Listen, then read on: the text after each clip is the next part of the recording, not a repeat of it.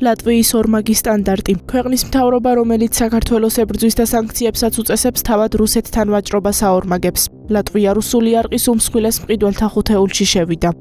ორმაგი სტანდარტი არ გახლავთ გამომდინარე იქიდან, რომ ლატვიას და მათ შორის ბალტიისპირეთის ქვეყნებს ჰქონდათ ყოველწლიანი მკაფიო პოზიცია რუსეთის იმპერიულ ომებთან დაკავშირებით. ლატვია არის პირველ ადგილზე და ზოგადად ბალტიისპირეთის ქვეყნები არიან პირველ ხუთეულში იმ ქვეყნების, რომლებიც ეხმარებიან უკრაინას. ეს ქვეყნები გამოირჩევიან ორმაგი სტანდარტებით საქართველოსთან მიმართებაში, ის რაც გვესმის ჩვენ ხშირად და არის კრიტიკა და კრიტიკული საქართველოსთან მიმართებაში, ჩვენ ხედავთ, რომ აქტიურად არიან ჩართული სავაჭრო ურთიერთობებში რუსეთთან, რაც ნამდვილად კიდევ ერთხელ აჩენს კარგად თუ რამდენად მიკერძოებულები არიან და თუ რამდენად ორმაგი სტანდარტებით ხდება საქართველოს კრიტიკა. აბსოლუტურად არცემენ პატივს ქართული ხალხის არჩევანს, არცემენ პატივს დემოკრატიას საქართველოში და არცემენ პატივს საქართველოს სახელმწიფოებრიობას. მსგავსი ტიპის ინფორმაციები, რასაც ვიგებთ ხოლმე, არის საუკეთესო პასუხი თავათვე ამ ქვეყნების მხილების.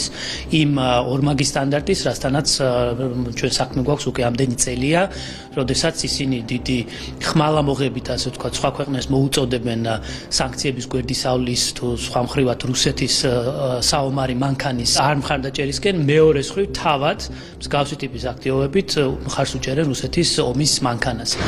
ამიტომ უბრალოდ ღიმილის მომგვრელია, მაგრამ ჩვენც არ არის გასაკვირი, იმიტომ რომ ეს არ არის პირველი შემთხვევა, ჩვენ სხვა შემთხვევებით ვიზით მათ ბალტიისპირეთის თუ სხვა ქვეყნების მხრიდან, როდესაც ერთის მხრივ სხვა ქვეყნებს მოუწოდებდნენ, რომ თავი მაქსიმალურად შეეკავებინათ სანქციების გვერდისავლის, ან სხვა მხრივად რუსეთის მხარდაჭერისკენ და მეორე მხრივ თავად იყვნენ ხოლმე მებაირაღეები იმ ქმედებების, რაც აძლიერებდა საბოლოო ჯამში რუსეთის ეკონომიკას.